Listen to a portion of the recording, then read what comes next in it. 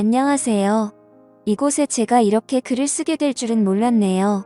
20대 후반이고 4살 아들과 돌진한 딸을 키우는 주부입니다. 저번 주 토요일에 오랜만에 친정에 들렀다가 신랑은 일요일도 일해야 한다고 해서 애들하고 저만 하루 자고 왔어요. 친정은 같은 지역이고 신랑은 개인 화물 일을 합니다. 일요일에 점심같이 먹고 오후 2시 30분쯤 애를 낮잠 잘 시간에 집에 왔어요. 신랑은 없었고 애를 재우려고 침대에 누우려는 순간 매트 커버가 흰색이라 머리카락 같은 게 잘 보이는데 유독 긴 머리카락이 눈에 띄더라고요. 분명 전 짧은 단발인데 말이죠. 한 개 정도야 어디서 딸려왔나 생각할 수 있겠지만 여러 가닥이 떨어져 있더라고요. 그리고 신랑은 새벽 일을 나가기 때문에 각방을 써서 안방에서 안 자거든요. 정말 촉이란 게 있는 건지 느낌이 정말 쎄하더라고요. 애를 재우고 나서 신랑한테 전화해서 혹시 어제 안방 침대 썼냐고 하니 더워서 에어컨 틀고 자려고 안방에서 잤다 하더라고요. 신랑 쓰는 방엔 에어컨이 없어요. 집에 친구나 지인이 왔었냐고 하니 무슨 소리냐며 일 끝나고 와서 씻고 바로 잤다 하더라고요. 더 이상 물어보면 짜증날 것 같아서 그만뒀는데 대체 누구 머리카락일까요? 제가 너무 예민하게 생각하는 걸까요? 다음날에 지인이 왔었다고 하니 일단 조언 주신 분들 말씀대로 신랑 자고 애들 잘 자는지 확인한 후에 바로 내려가서 차량 블랙박스 조회했는데 지웠던 흔적이 있더라고요. 딱 토요일 것만 지워져 있었어요. 그래서 오늘 애를 등원시킨 후에 관리실에 갔어요. 아니길 바랬던 그 쎄한 촉들이 역시 나였나 봅니다. CCTV 볼 수 있냐 물으니 어떤 일 때문이냐길래 택배가 분실돼서 그러니 토요일 저녁 것만 확인하겠다 했어요. 감사하게도 틀어주시며 할 거 할 테니 편하게 보라고 하셔서 봤습니다. 아파트가 지은 지 좀 된 아파트라 이름은 업체 것이 아니라 그런지 화질은 그닥 좋진 않았어요. 저랑 연락 끊긴 시점부터 봤는데 얼마 지나지 않은 시간에 입구 쪽으로 가는 남편 모습이 나오더라고요. 근데 1층 자동문 앞에서 조금 서 있더니 여성분 한 분이 남편 쪽으로 가서 팔짱 끼고 같이 들어가는 모습이 찍혀 있었어요. 손발이 떨리고 머릿속이 하얘지면서 생각이 정리가 안 되더라고요. 일단 관리인분 허락해서 들고 간 USB에 영상을 담아왔고 집에 돌아서도 한참을 멍 때리며 있었네요. 눈물은 나오지 않더라고요. 이상하게도 그렇게 둘이 들어가서 나와내 아이들이 자는 침대에서 뒹굴었을 걸 생각하니 구역질이 나오더라고요. 친근하게 팔짱을 끼는 걸 보니 오래 알고 지낸 사이 같기도 했고 도저히 머릿속에 떠오르는 사람이 없었어요. 아직 남편한테는 일절 얘기 안 꺼낸 상태이고요. 티가 났을지도 모르지만 남편 앞에서는 최대한 평정심을 찾으려고 노력했어요. 다시 한번 여러분들의 조언을 얻고자 해요. 앞으로 이 상황들을 어찌 해결해야 할지 도와주세요. 이혼을 해야 할지 말지 묻는 게 아니에요. 이혼은 할 거예요. 내 아이들을 위해서라도요. 어떤 식으로 이혼 절차를 밟아야 좋을지 묻고 싶습니다. 다음날 글 달아주신 거 다 읽었는데요. 자세히 설명을 안 해놔서 그런지 오해나 지어낸 거라고 하시는 분들이 많아서요. 저도 이 일이 웃고 넘길 수 있는 주작이라면 좋겠는데 이건 부정할 수 없는 현실이잖아요. 우선 4년간 다른 동네에 살다가 둘째 낳고 이사했어요. 이 동네로 이사 온 건 1년도 채 안 됩니다. 9개월째네요. 우선 저는 둘째 돌 때까지 어린이집 안 보내고 혼자 보다가 돌 지나서 보낸 거예요. 아는 사람도 없고 아가 데리고 갈 만한 곳도 주변에 없는 동네라서 병원, 마트, 큰 애드나원 필요한 곳 가는 날 이후엔 항상 집이었어요. 그래서 아파트 주민들이랑 부딪힐 일도 없었고 얼굴도 몰라요. 그걸 알기에 신랑이 그런 대범한 행동을 했을지 모른다는 생각이 드네요.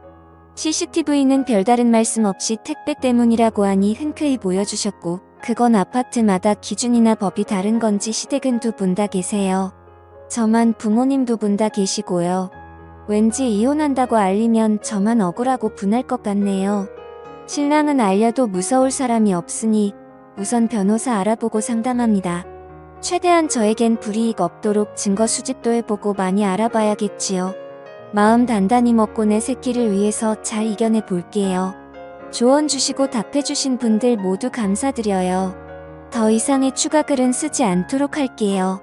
이제 쓸 시간도 정신도 없을 것 같네요. 감사합니다.